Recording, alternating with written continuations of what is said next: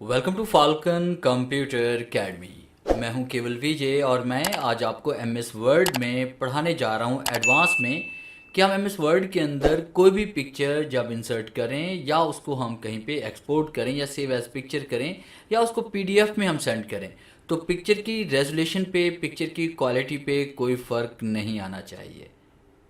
तो lecture start करने से पहले हमेशा की तरह यही कहूँगा कि अगर आज की इस वीडियो से कुछ आप सीख पाएँ तो इस वीडियो को लाइक और शेयर ज़रूर कर दीजिएगा। अगर आप एमएस एक्सेल का एडवांस लेवल का लेक्चर अटेंड करना चाहते हैं या एडवांस लेवल पढ़ना चाहते हैं तो आप मेरे new channel Falcon Excel academy का ज़रूर विज़िट करें। इसका लिंक मैंने डिस्क्रिप्शन के अंदर ऐड किया हुआ है। तो स्टार्ट करते हैं आज का लेक्चर। सबसे पहले आपने क्या करना है, एक छोटी सी आपने सेटिंग करनी है। उसके लिए आप सबसे पहले फाइल पे आएंगे। फाइल पे क्लिक करने के बाद आपने ऑप्शन पे क्लिक करना है और ऑप्शन पे क्लिक करने के बाद हमने एडवांस पे आना है और उसके बाद आपने स्क्रॉलिंग करते हुए इस तरह से आपने नीचे की तरफ आना है। तो यहाँ पे आप देख रहे हैं इमेज साइज एंड क्वालिटी यहाँ पे लिखा हुआ है। तो उसमें देखिए आपके पास यहाँ पे ऑल डॉक्यूमेंट पे अप्लाई करना चाहते हैं या डॉक्यूमेंट 1 पे अप्लाई करना चाहते हैं, वो आपकी मर्जी है। तो फिलहाल अभी मैं डॉक्यूमेंट 1 पे अप्लाई करना चाह रहा हूँ क्योंकि मेरे पास जो फाइल ओपन है वो डॉक्यूमेंट 1 है।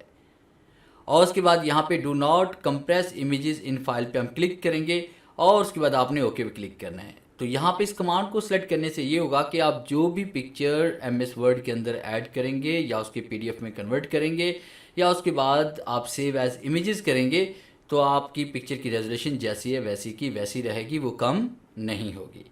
आप इसे ओके करें। ओके पे क्लिक करने के बाद फिर हम इंसर्ट पे आते हैं। इंसर्ट पे क्लिक करने के बाद हमने पिक्चर पे आना है, दिस डिवाइस पे क्लिक करते हैं और उसके बाद हमने उस ड्राइव में चले जाना है जिस ड्राइव में पिक्चर्स हमारे पास पड़ी हुई हैं। जैसे मैंने एक पिक्चर ये वाली इंसर्ट की, देखिए पिक्चर मैं यहाँ पे इंसर्ट कर चुका हूँ। अब उसके बाद मैंने इस पिक्चर को चाहे तो सेव एज इमेजेस कर लूँ या फिर मैं फाइल पे क्लिक करता हूँ। फाइल पे क्लिक करने के बाद हम यहाँ पे एक्सपोर्ट पे क्लिक करते हैं और उसके बाद क्रिएट पीडीएफ पे क्लिक करते हैं और क्रिएट पीडीएफ एक्सपीएस पे क्लिक करते हैं और यहाँ पे मैं इसे डेस्कटॉप पे सेव करने वाला हूँ।